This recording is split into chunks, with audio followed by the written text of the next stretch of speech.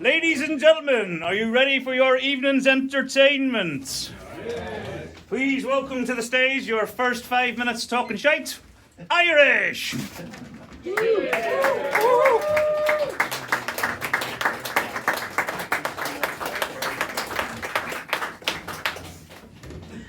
doing, everybody? Everybody good? Everybody happy? Everybody know my nickname is Irish? You all figured out it was a nickname, right? Did you? Did you? Now you're all asking yourselves, we love Irish people, don't we? We like the leprechauns, the limericks and the lucky charms. Now you've heard me talking, and you're thinking, ah, fuck. We got a grumpy one. And then the next thing that's happening in your head is, did he just bring a backpack on stage? Am I going to say that's a bit of a day fucking laugh right there? You were like, is it okay to laugh at me? And then you think, what's he holding in his hand? And you're more or less worried it's a timer. But if you look at the timer, it is counting up. I'm not allowed to type the countdown. No, that's for me. That's so I know how long I've been on the stage. You know, appropriate. This fucking stage is making me really close to you. You know what I mean? You know, I have this thing when I do stand-up comedy, because that's what you're, by the way, if you didn't know, that's what's happening tonight. I have this thing where I give out coins. It's like a little bit of branding if you want to follow me on social media, or if you just want to follow me down the street, this is what I look like behind. You know, but I give it to people that I'm immediately attracted to, not in a gay way, but who are as follically charmed as I am, and you're going for the beard as well. I love it. What's your name? Ryan. Ryan, it's nice to meet you, Ryan. What do you do for a living, Ryan? I've got A joinery business. What do you join?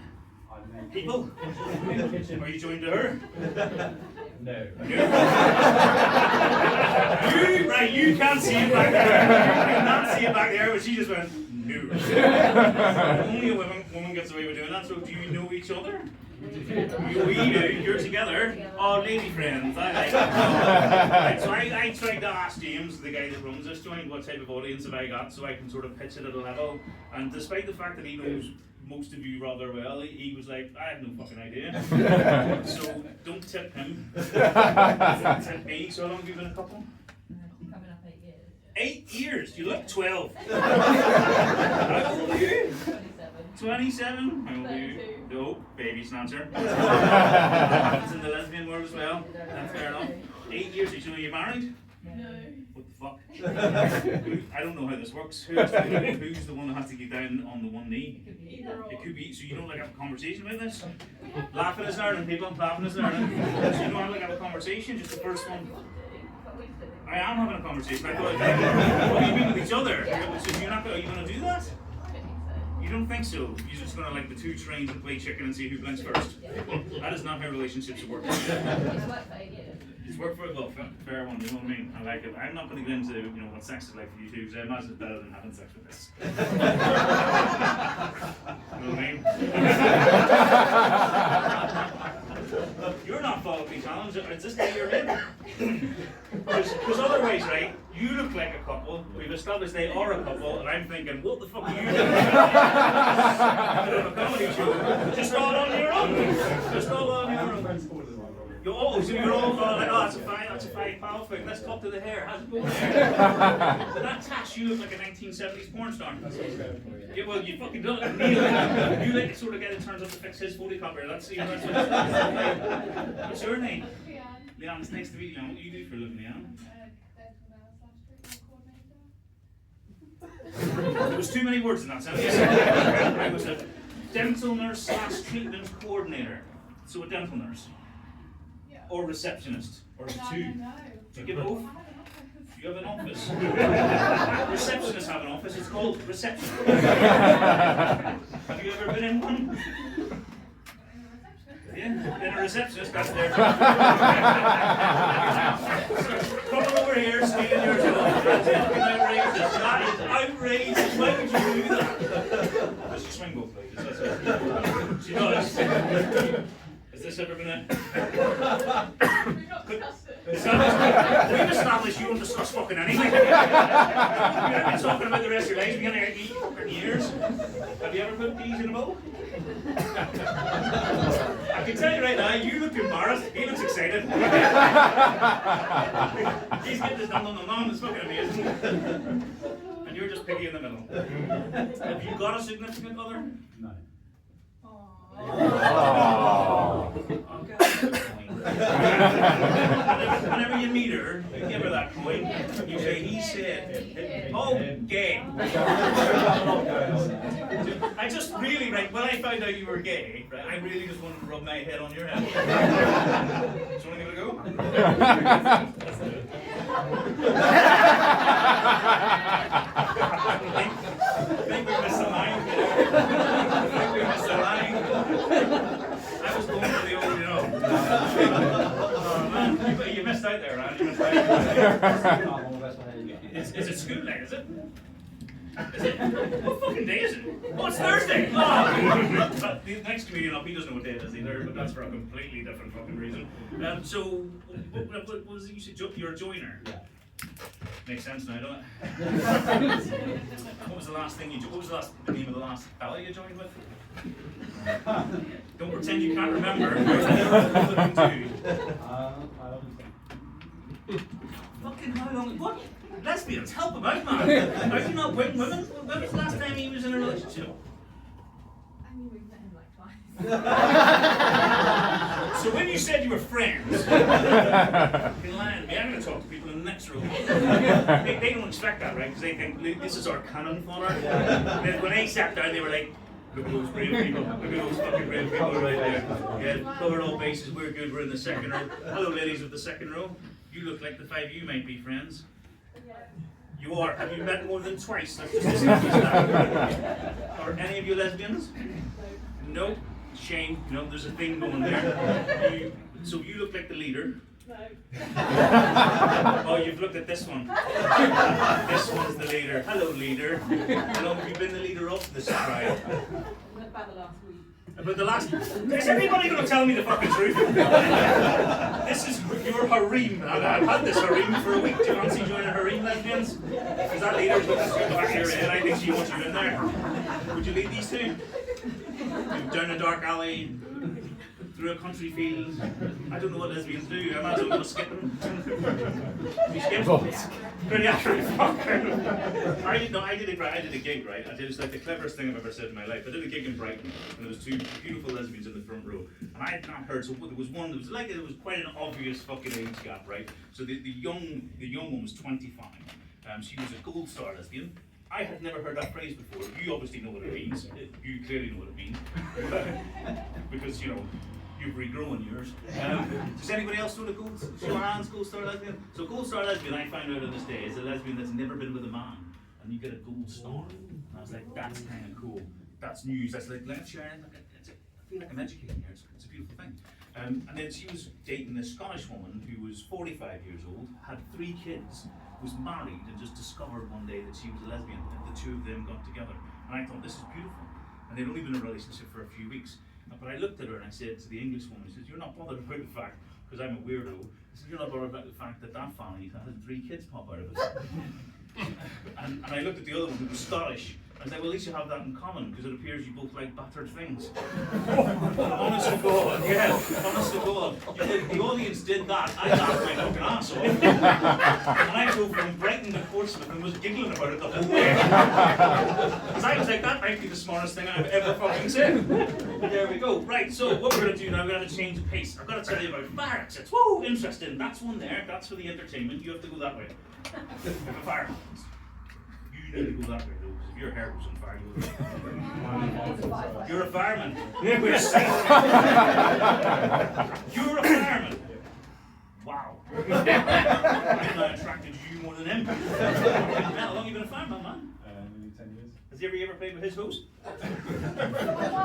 Oh, fucking tell you what, he went right there. I think he might have tried once. If he fucking tried, you'd let him, come on. How long has it been for you? Must be like cobwebs down there. I think you got the wrong end of this, just don't know now. I'm not getting the wrong end of this thing, McDonald. I know your next thing.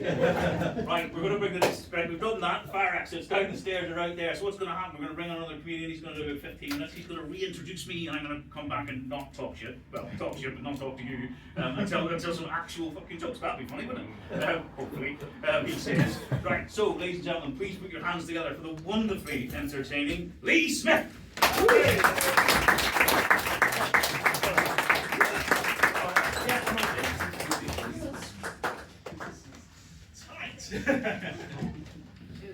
You're welcome. Winchester, we all right? Downhill, downhill. Doesn't matter, everyone's still really fucking close. Okay, right, where are we? Winchester, good. So I like to start my shows with a bit of a disclaimer. If I come across as a bit sort of jittery, anxious, and weird, that's because I fucking am. Honestly, like I've been doing this for like 4 years now, but still every time just before I go on stage, like I pace up and down, the heart rate goes up, I start to sweat. But once I'm up here, like once I'm in front of everyone, it's fucking worse. So yeah, it's like, God, I'm like awkward as well. God, putting an anxious person in this close a room, it's fucking. I'm quite awkward as well, which kind of feeds that anxiety. Like it does not help me in day-to-day life at all. I can make the most mundane situation as awkward as possible without even trying. It's like the world's shittest superpower. Like, I can't even go shopping without making it weird. Like I'll be wandering through Asda, Winchester, Waitrose. Waitrose. Like just looking at the shelves, looking for whatever it is I need. And then I look next to me and I've fallen into step. I'm now walking at the same pace as two complete strangers. And they're fine with this because they're normal. In my mind, I look like a mental case, like, take me with you. I live with you now. And I have this panic. I'm like, how can I make this not weird? And the only way to make it not weird is to stop and look whatever's next to it and just commit to it that that's what you're looking for. Like, aha! Flavoured lube, fuck. I don't know about you guys, but I don't need a lot of flavoured lube. I have been brushing my teeth with it, putting it on toast. I've got so much. I need to stop walking down that fucking aisle. Another time I went into Waitrose. Doesn't make it believable, I don't look like Waitrose. But yeah, went into Waitrose and I had to get some bits, and this particular day the bits I needed was paracetamol, batteries and yoghurt. Don't overthink it, it's just what I needed on that day. And I've gone out to the self-checkout and I buzzed them through, but because I've got paracetamol, the light's gone off and the girl's had to come over with the card thing. And she's looked at what I bought and she's gone, interesting dinner choices. So I thought, I'll make a joke. The joke's pinged into my head and I'm just about to say it. But as I go to say it, my brain panics and just goes, don't! But it's too late, a bit of it's already come out and I pointed at the yogurt and gone, yeast infection!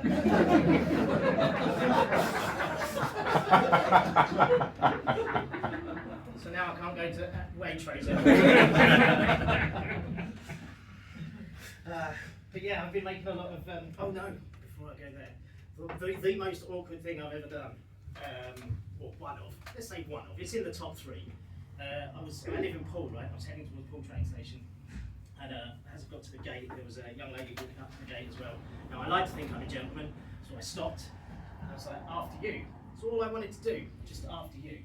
And for some reason, as I've gone after you, the top half of my body into the full downward trajectory. And now I'm bound. And I'm like, shit. If I look up and she's still there, I'll probably have to kill myself. So I wait it out like an hour. And eventually I sort of get bollocks to sort of stand up and have a look around, and she's gone. She's spared me that embarrassment, she's left. But there's an older lady who's watched the whole thing now, and she just gives me one of them sympathetic smiles. So I punched her in the tits. I did. But yeah, I've been made some changes in my life, some big changes. I am coming up to 3 years sober. Woo! Thank you, one person. Thank you. Calm down.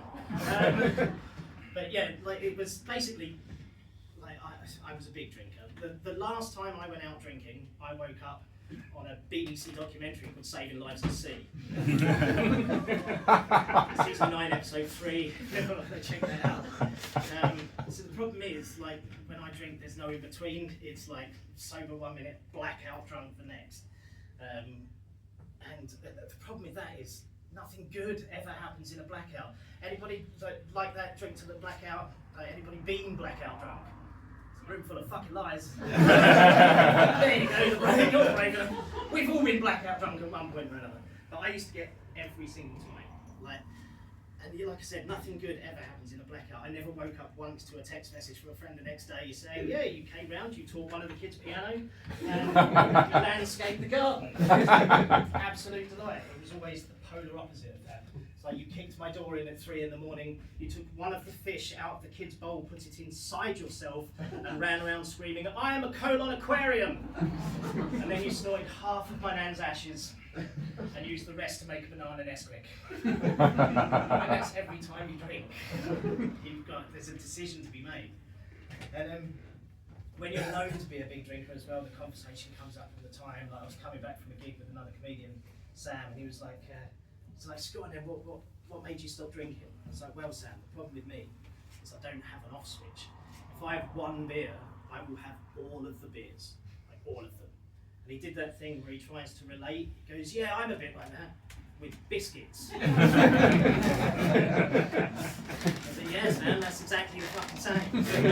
When was the last time you had 18 Jaffa cakes had to be pulled out of Paul Key by the RNLI at 3 in the morning? Yeah, season 9, episode 3. If you want to check that out. But yeah, so what else am I talking about? I've made some other changes in my life. I shaved all my hair off. I don't know if you can tell. It was a decision I made before it left of its own accord. People had started to notice. My friend used to say I had ghost hair because it was see-through and more of a memory of hair. So I see there's some people make the same decision as me. Some people who should. Carried on the fight. Fuck you. I noticed something literally immediately, like when I went to get my hair shaved off. Like as soon as I left, I noticed people look at you a bit differently, like when you shave your hair. And we make snap judgments on people because hair is one of the first things we see. So we make these snap judgments on people. I do it all the time. Like if a fella was walking towards me, had long hair, I would always just assume it's probably a musician. Almost certainly listens to sort of rock music, heavy metal music. It's just something that I associate with them. People see somebody with my hair, they just assume that I shower at hotels and paint roundabouts. But it's other types of hair as well. Like the things that always jump to mind for me. It's like if I see somebody with a mullet, I would immediately assume that they deliberately run over small animals so they can skin and eat them. So they had like a bouffant powdered wig, I'll just assume they're part of the French aristocracy from the 18th century. And if they've got an undercut or a top knot, I just assume they're a cunt. Yeah, I made other changes as well. I started going to the gym. I have. But I got really unfit, really unfit. Like I put on a load of weight after I stopped drinking. I think it's because I swapped alcohol for cakes, biscuits. But yeah, I started going to the gym. Basically, I got so unfit, I used to get out of breath trying to open a fruit corner. But I put my back out, changing my mind. And it was all here, like everything was around the middle, so I had this gut. And at one point I realised it had been a long time before I could, since I could, from a standing position, look down and see my own penis. And at one point I got an erection, I looked down, I was like, oh! I thought it was a hernia. So yeah, I used to go to the gym, but obviously being awkward and weird like I am, I managed to ruin that. The gym I go to, it's on top of a Travelodge in Hull. It's got its own lift, right? Lift has 2 stops, ground floor, gym floor. And I was coming out of the gym one day, and I was walking towards the lift, and there was already a lady waiting for the lift. And because I'm awkward and weird, I thought I could probably just take the stairs and avoid this. But then I thought, I've just done nearly 3 minutes on the stair machine in there, so no. So I said to her, do you mind if I get in the lift with you? And she's normal, so she says, yeah, of course. So I get my phone out, because the plan is to stare at my phone and ignore her existence entirely, like normal people. Just as I'm looking at my phone, turns out she has other ideas. She turns to me and she says, for a lift with only 2 stops, it's a bit slow. And I'm like, but the phone. And now I know I've got to say something, because now I'm just staring at the phone, staring at her, staring at the phone, staring at her, and it's getting weirder by the second, so my brain just forces whatever's in there out, which unfortunately is just, ha-ha! Yeah! I've lost all control of the volume of my own voice. And she is visibly taken aback by the unnecessary yelling. And now I'm like, I could just bolt up the stairs, it can't get any weirder. But as I think that the lift door's open, and she gets in, she turns to me, she's like, are you coming in? So I'm like, fine, I'll get in. She's not going to talk to me now. We get in, the lift door's shut, and this is where she gives me the second opportunity to have a conversation like a normal human being. She says, I'm always a bit nervous about getting into this lift because it does have a tendency to break down. Now, I'm glad that didn't happen. I do not think I'd be here to tell you this story today if it had. But I know I've got to say something to prove I'm not a complete nutcase. And I put this sentence together in my head, which is the lifts in the building where I live are always breaking down, but never at a good time for me, like when I have to go to work. Which is not funny, it's still pretty awkward, but it's still so much better than what came out, which was just, we've got lifts!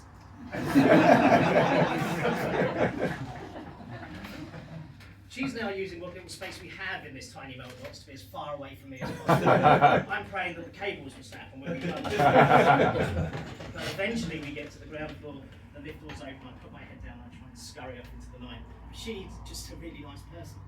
She turns to me and she says, I hope you have a lovely evening. And I stop. And I turn. Just the top half of me for some reason. And I look her dead in the eye and I go, I'm sure I'll see you again! So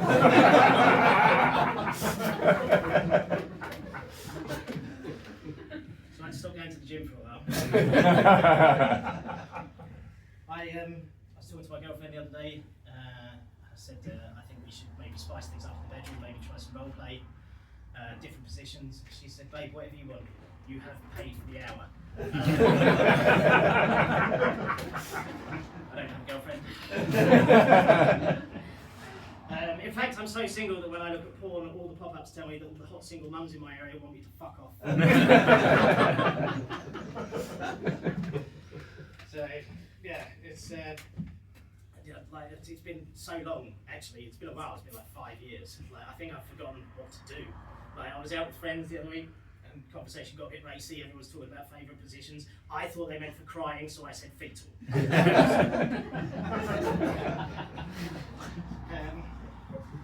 and I mean, I've been single for a while, but I mean, obviously, I don't want to stay single. Like, I use the apps. Is anybody on the apps? No, not the room for it. I've tried all the apps. The one I keep going back to is there's one called Bumble, which is, I think it's a good idea because you match someone and then it's up to the woman to make the first move, however, which is that they can decide whether they want to or not. But I don't think that's worked too much because now they're putting prompts there, so like they don't have to initiate the conversation, you can answer the prompt. And I matched with this girl and her prompt was, what do you hope to achieve this year? And I said, I hope to achieve Mach 5, because I think I'm funny. And she put Mach 5, and I put, yes, it's a supersonic speed that only, a hypersonic speed that only specialized airplanes can reach. It's a joke. She put, is it? And blocked.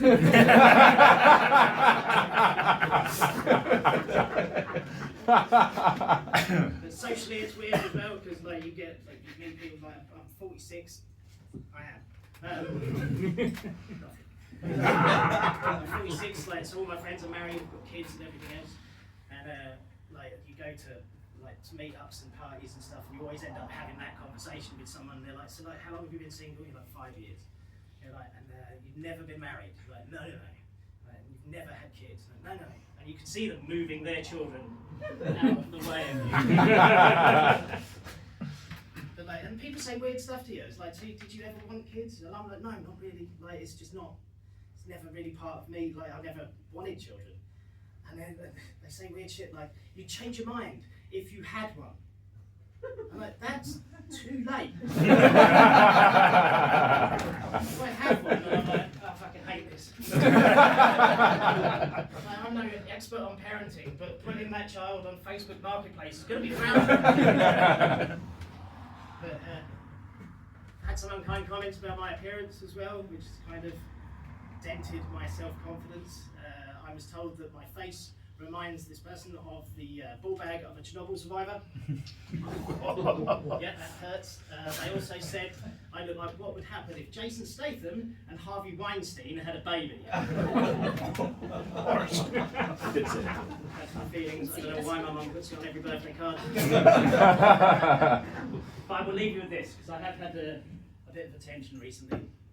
It's not ideal, but it is attention, so you know, I'll take it. When I moved into the flats where I live, there's these two older ladies that also live there. They're in their 80s and they are just diamonds. I love them to bits. They're so nice. And they made a point, they made a beeline for me as soon as I moved in. And I've started calling them the Granny Mafia. Now the reason is, because Sue, who's like the Don, the leader, she comes straight up to me and she's like, anything you need, son. I don't know why I made her sound like Ray Winston, but just go with it. She's like, anything you need, son, you come and see us. We get things done around here. I was like, oh, thanks very much. I will keep that in mind. But Sue's taken a real shine to me, and now every time I bump into her, it gets weird. Like, the first time wasn't too bad. She's got this lovely little pug. I was coming back from work, she's chatting to some people, the pug is there, so I start making a fuss of the pug, and it starts wandering around, gets me all tangled up in his lead. She sees this, and she goes, that's right, tie him up for me! I didn't think too much of it, I thought it was quite funny. About a week later, I'm on my way to work in the morning, and I get in the lift. I live on the 9th floor, she lives a couple of floors below me. At 7 o'clock in the morning, on my way to work, get in the lift stops 2 floors down. She gets in, she's got no sense of personal space. She's immediately this close to me, and she's like, you smell nice. I was like, thanks. So she goes, what aftershave is that? I said, it's not aftershave, it's flavoured lube. I've got so much.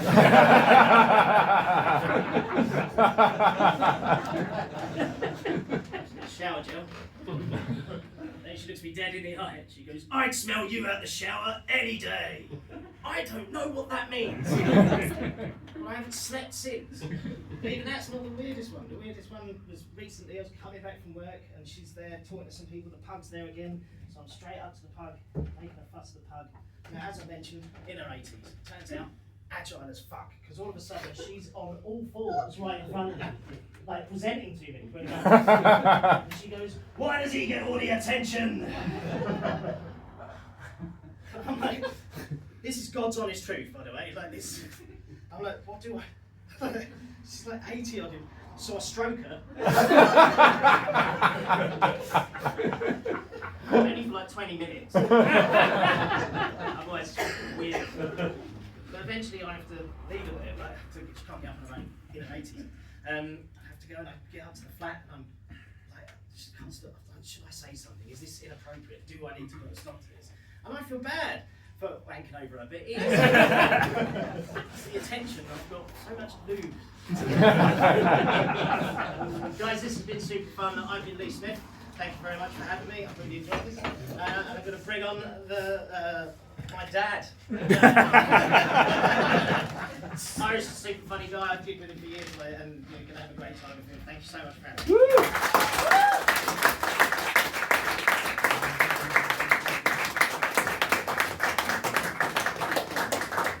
Lee Smith, everybody.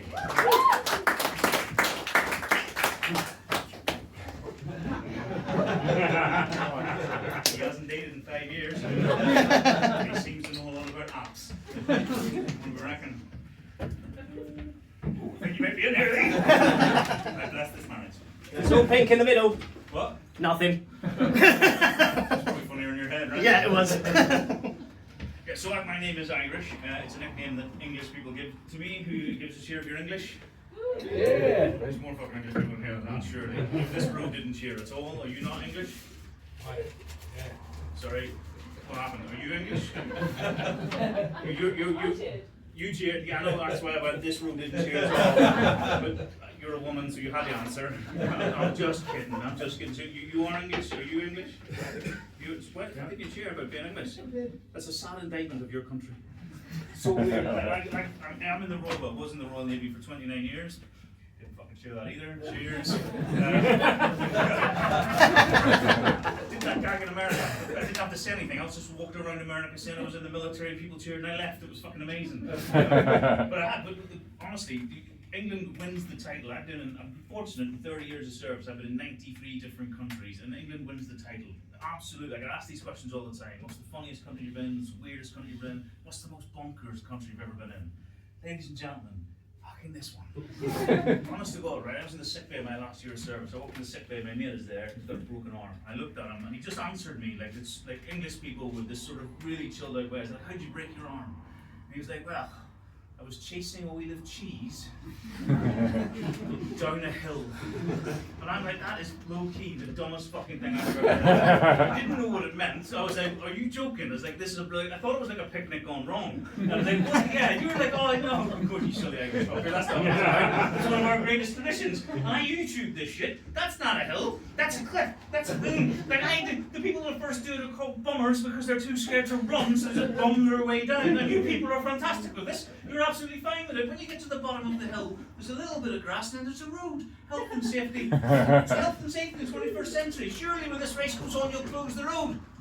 Do you fuck? You know what your answer to that is? You get the local rugby team to line the road. And if you can't slow down in time before getting hit by a car, Jonah Lumu sends you in another direction. Fucking mental. And honest to God, I came to this country 30 years ago, and the fancy dress of this thing was the best I've ever seen. But you've not lived until you've left lowly Ireland, and you land in Heathrow Airport. You're walking through Heathrow Airport at 8 o'clock in the morning to see a bunch of English people with traffic cones on their head drinking pints. These are fucking mental. You watch the darts these days, and the amount of costumes that turn up is insane.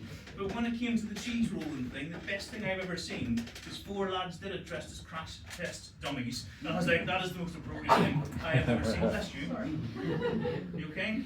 You do eat more of them, you get an orgasm, and we all get a treat. That's gonna be amazing. You don't get a treat, we all get a treat. She's looking at me like, it's ready. All fucking time. So what were we on the Holy Smith thing? Oh.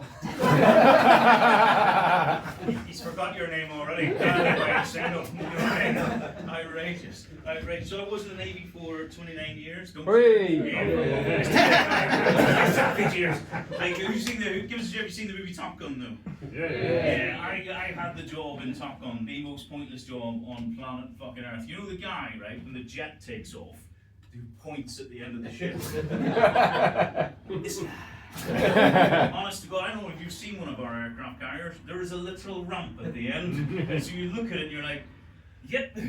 So £3 billion worth of aircraft carrier, £100 million jet, and my job was effectively to go, you mate, are going that way. One of my mates is a bit of a dickhead. He was like, you know the move, there's a move you do, you touch the deck and you point like a pointer dog. Like for some reason you'd be confused about that. But it inspires the pilot to go faster, apparently. I think that's bullshit. I think they're like, yes Irish, that's you on the head. That's what we need. Something. Make a motion, you know, just to make me feel better. And my mate says to me, have you ever thought, right when you're about to go, when the green light goes and you do the move, have you ever thought about, you know, just pointing in the other direction? I didn't know you could stall an F-35. I do know people get really upset when it happens though, because it's not their car, it's not able to just stick it in neutral and turn it back on again. Fucks that shit up. But yeah, it's good fun. But when you get deployed, is any other military types in here? I'm looking at you two just to be. You just don't want to tell me. You come on, you look like genuine, you've done stuff. I'm not. You're going to tell me you're a fucking accountant. Because when he was going about Waitrose, I was learning about this place. Is this like a boss place? Is it? Yes, she said yes. Yes. You don't belong, I know. Right? So what do you do, big man? I'm a car dealer. Same fucking thing, innit? Count his money. And looking at you, a successful one? Yeah, I guess. He's got so much money, he's pretending not to have it. I've got no money. I was in the Navy for about I'm not to do this shit. But yeah, so when you deploy, you have to come up with games, because generally you're away 6-7 months and it gets boring. You're like 8 on, 8 off, 8 on, 8 off, and you just come up with these stupid games. And you have on an aircraft carrier, 5 deck is the only deck that circles the whole thing, so you can walk the whole way around. We started this game, and when you step on 5 deck, man, woman, whatever, you had to pretend to be a motor vehicle. And it was fucking mental. You had like 40-year-old blokes, 40-year-old women just walking around each other going, and then the people started indicating to go round. We were like, it was insane. And that game carried on for weeks, and everybody was buzzing and loving it because it's stupid and distracting. And then one day, the big man himself, the captain, steps on 5 deck and is like, what the fuck is going on here? We are supposed to be professional warfighters, and this is what I come down to see. So he gets the reggies, the Royal Navy Police, and he says, right, you need to cut this out. We've got VIPs coming to the ship all the time. They can't walk into this mess. We're supposed to be the best in the world. And so the reggies are standing there, they're dialing it out. And one of the best things I've ever seen, because I didn't know police people could be funny. I don't know what we call them in this country, we call them peelers. Is that like a thing over here? Like, there's some stuff I haven't learned. Since I do stand-up comedy, I'm trying to learn a bit more about English people and women. You people are weird. And I was like, we'll get to that. I'm not sure you the crowd for the thing I've recently learned about women. But you have it worse, way worse than men. But anyway, I'm walking up fight deck, right? So walking up fight deck, these two coppers are standing there, and as I'm walking up, some guy hasn't got the memo, and he comes past me and he's like, meow. And these two coppers look at each other, and one of them just goes, "Come on, Dave, it's your turn." And Dave's like, and honest to God, I laugh so hard near shit myself, because Dave just stands there and he just goes, I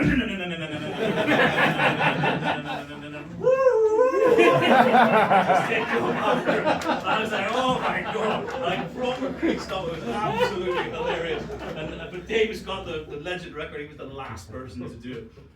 But yeah, women, man, oh my God, right? I was doing this festival about 3 weeks ago, and I looked like, lads, no kidding, I'm talking about, sharing is caring and teaching people things that you didn't know, and all the women are looking a bit pensive. But we were doing this thing, I was doing a bit of the MC crowd work stuff. We were talking about weird stuff. We got into this, so it's like 3 in the afternoon, they're all trolley because they've been there all weekend. It's Sunday afternoon. All they've been doing is shagging and taking drugs. I'm surprised they could understand a single thing I was saying. And the guy in the front row, sort of where you are, he was like, what's the weirdest thing you've ever experienced? He goes, sometimes when I'm having a sit down wee, which is a weird thing to admit to a festival full of people as a bloke. When my willy touches the bowl, ooh, I don't like that. I don't like that. And then this drunk woman stands up and blew my mind. And I'm about to do that to all the lads, and I'm going to look for the guilty women. I'm going to find you. I've done this before, right? And she stands up and she says, "Men, you have it so easy. You just don't even know what it's like for us on a daily basis." And I was like, "Go on then." She goes, "Sometimes, depending on how a woman sits, when they do a little trump, it pops up into their fanny." Boom, there's one. There's another one. There's another one. Boom, there's one. Right? Honestly, I was stood there, like normally when you're doing this, you go back and forth, back and forth, back and forth. I was just like, and all the blokes are looking at the significant other. Is that true? The car journey home is going to be fucking fantastic. Honest to God, I was like, what just happened? So I calmed down, the whole audience was going mental, and I sort of calmed down and got back in the game. And I was like, can I ask a question? She's like, yeah. She was fucking pissed. She was like, yeah, go on then. I was like, how do you get it out? Like, how does that work? And she stands there, and this gets better. She just goes, well, I can't speak for all my friends. We all do it different. We all do it different. And then she just goes, there's a guy in the front row, and she looks at him and she just goes, this is how I do it. And she goes, what? And she goes, that's the funny flick, and that's how I get it out. And I was like, what is happening right now? Well, because I thought, I'm living in the Matrix. This cannot be fucking real. So then I look around the room to the guilty women, which is what I did at the time, and I was like, what's your move? I do want to answer. I absolutely do. I'm collecting them. I mean, it's gas.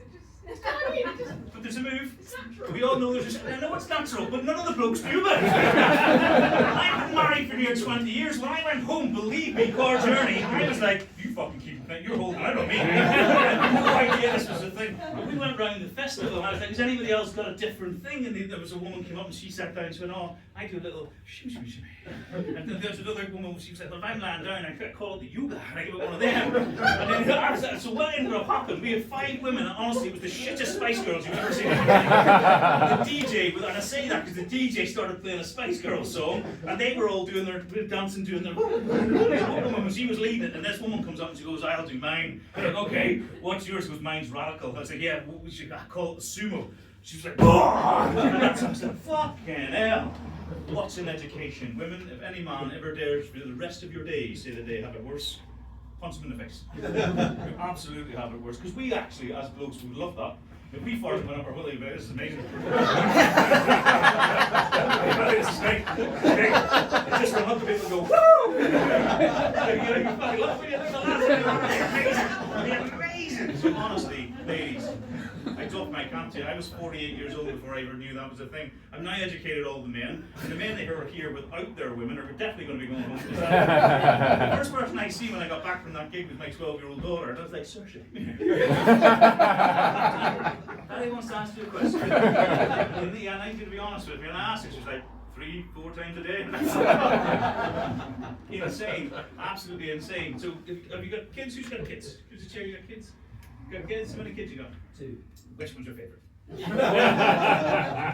Can't say. I love that. I love that's honesty right there. The one I just mentioned, right? She's my favourite, and she is. I had on purpose, best person that's ever walked the earth as far as I'm concerned, but it was a complete and utter fucking accident. And I told, when my wife told me she was pregnant, I was devastated to the point I started crying. I was like, this can't be happening, you know, we just changed the car to put the other 2 fuckers in. Are you kidding me? But it turns out she's the best human on earth, so, you know, whoever's up there looking after me has actually looked after me on this, because she's amazing. And, you know, kids are, like, you know, for me anyway, my kids are a little bit older now, and my son, he's got this thing where he does TikTok. And because I've been in the military for 30 years, he's starting to get to the point where I can tell him things that I've done. So he's got a little TikTok song, like, today I learned, and my dad this what, blah, blah, blah, blah, blah. So a couple of weeks ago, I'm sitting in the dining room with a mate who's, you know, we're in the services together, and my son walks into this sentence. He goes, well, that time you got shot Irish, I thought you were a bit of a pussy about it. And he walks in, like, looking at me going, what? And I thought, oh, this is what's going to be on today I learned my dad got shot. Just so you're clear, have a little rub of that.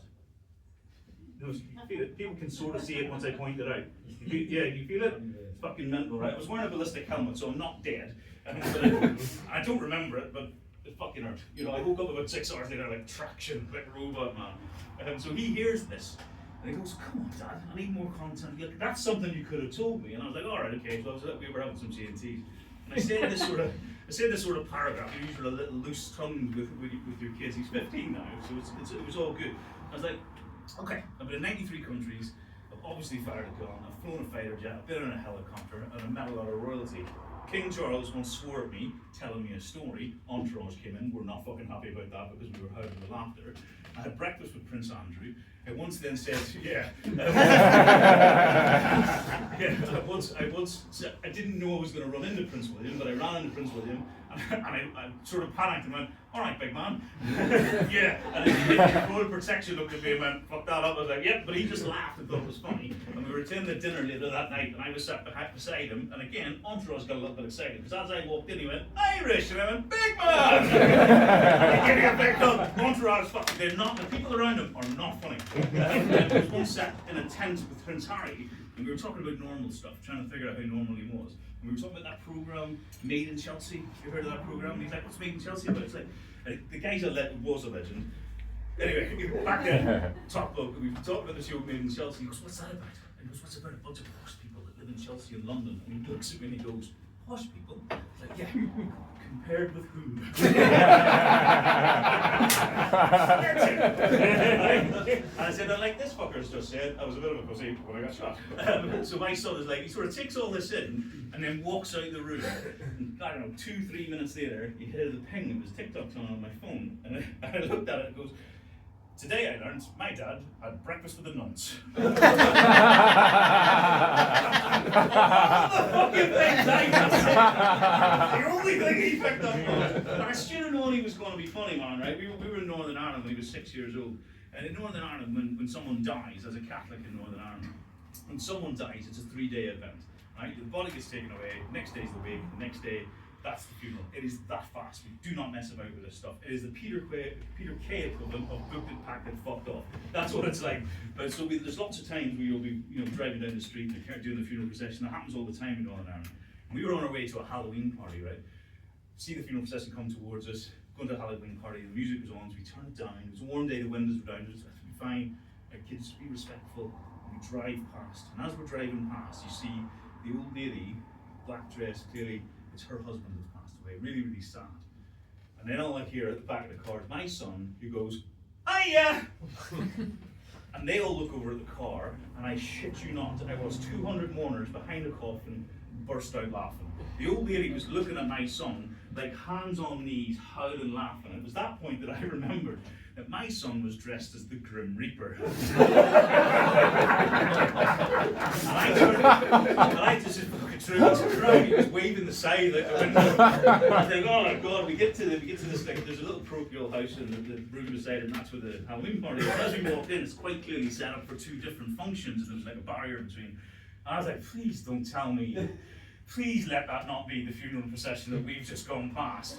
And about 45 minutes later, all I hear is, hiya! And I look over and it's the little old lady in the black dress. And she comes in, says hello, and it's her husband has passed, and she goes, can you have mind about, like, she has a moment with my son and said, oh, it was really funny, thank you so much, you brought some humour to a bad day. And then conspiratorially, because her name's Ruth, she's a legend, my son and her are still friends now. And this is, sort of 9 years later, they still have a little bit of back and forth texting and stuff. Because she starts whispering in his ear, and she points over at who I now know is Ruth's sister. And my son takes off. And he goes, Auntie Nicola, and he's waving the sign, Auntie Nicola, and Nicola, she leans down to get a hug, and then he puts on the brakes, points the side at her and goes, you're next! So we always knew it would be funny, but she put him up to that. On the day her husband died, she was like, I know what I'm going to do. I'm going to get this little Grim Reaper to make fun of my sister. And she's absolutely hilarious, really, really funny woman. But my favourite, like I said, my favourite kid is my daughter, Saoirse. She is just absolutely hilarious. Like, I picked her up from school the other day. We're walking down the street, she goes, hey Dad, that's my favourite lamppost right there. And I look round and somebody's drawn a comedy cock on it. I was like, oh, okay, that kind of makes sense. I said, and to be fair, I was admiring it. I was like, nice artwork. Took like 3 steps and she went, oh, thank you. Honest to God, she's 11 years old and she thinks that kind of thing is funny. So much so that you've been in the middle a little, you probably haven't, but heard Waitrose is the answer right here. But you know what the middle of middle is all about, right? Lesbians, you with me? Yeah, so they know they're lesbians, it's fine. So I'm in the middle of little, she convinced me to buy her this like skateboard helmet, but you can draw like a blackboard thing, you draw it, you can rub the stuff off and draw something else. And she's there drawing pretty things. She's a nice girl, right? Nope. As we're driving up the street, she has drawn another comedy cock on top of it. Her brother hasn't seen it, she's popped it on his head, and then she goes, hey Dad, told you it was a knobhead. I nearly crashed the car. Her new game is, regardless of who car she gets into, and bear in mind she did this to her 77-year-old grandmother the other day, she gets into the car in the passenger seat, opens the glove box, she goes, ooh, condoms, and then closes it. My grandmother pulled over to get round and check. Like, there's no red pictures on this camera, like, and they're not there, but she does it to everybody. We were in a taxi the other day and she did it to him. It's absolutely insane. She thinks she's hilarious because she is. She did this thing. You TikTok, you younger people, TikTok, older people, I didn't know what it was. Do you know what TikTok is? One of these little platforms, right? Men, again, try to agree with your wives because they know things that you don't. Instinctively, they know. Because when she was a little bit younger, my daughter comes to me and says, Dad, I want the TikTok. So I talked to my wife about it. I was, no, she's too young. No. So I did that brave husband thing, right? I waited until my wife went to the shops and then we downloaded TikTok. So it turns out Saoirse has me wrapped around her little finger. So we downloaded TikTok and she's sitting there watching the reels, giggling away. I was working from home at the time, so it was during COVID. So I'm doing that, and she comes up to me and she goes, Dad, thank you so much. You're a legend. Got me the TikTok, it's really fun. High five. And I go to high five this little fucker. She slipped the high five, punched me straight in the balls. Honest to God, I was working from home, I was cross-legged, it was like ball, chair, done. And every man here knows that your ball bag is directly connected to your lungs, because when you get a good ball shot, you lose the ability to breathe. And lads, I'm not gonna hide away from it. I crawled to the bathroom, it was at the end of the corridor, I couldn't get up, I was done. And you won't know because you're a beautiful young woman, but you can't sit normal. There's none of this pretty stuff, there's none of this stuff. You gotta go wide-legged, you gotta go wide. Eyes are up here. You're supposed to be a lesbian. You shouldn't even be looking at that. And you just think, so I'm sitting there and recovering from the whole thing, and I hear my wife coming back from the shop. So I'm like, I've got to go out. I've got to do the husband thing and admit that I was wrong. But as I get to the living room, all I hear is, "Hey, Mum, high five." And ladies, that was when I found out that hurts you too. Because I walk in the living room and my wife's in the fetal position because she got her right in the mummy daddy button, and then she's running out the room laughing her ass off. But within about 10 minutes. It's not the same landing spot. You know, one of them is a little bit more firm than the other. So 15 minutes later, I'm in Gosport War Memorial. I'm looking at 4 nurses are looking at me, and the pressure of that is like, so Mr. McMahon, how did your daughter hurt her wrist? On the way down the car, I was like, she fell off her bike. But that pressure of 4 women staring at me, I crumbled, and I was like, she punched her mum in the pussy. My wife's like, right, I'm gonna go in. And, like, she was feeling uncomfortable, and I'm gonna go in. And my daughter had sprayed this, it was fine. And she comes out and she says, husband, I got some bad news for you. No sex for 4 months.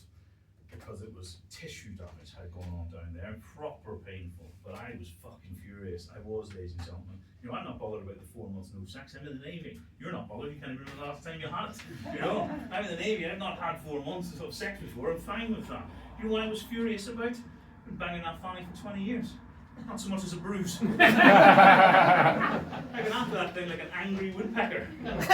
Nothing. It was on that day I found out I'd got less punching power than a 10-year-old girl. That's a massive thing. Ladies and gentlemen, that is our time. You have been absolutely fantastic. I have been Irish. He was Lee Smith. Thank you very much.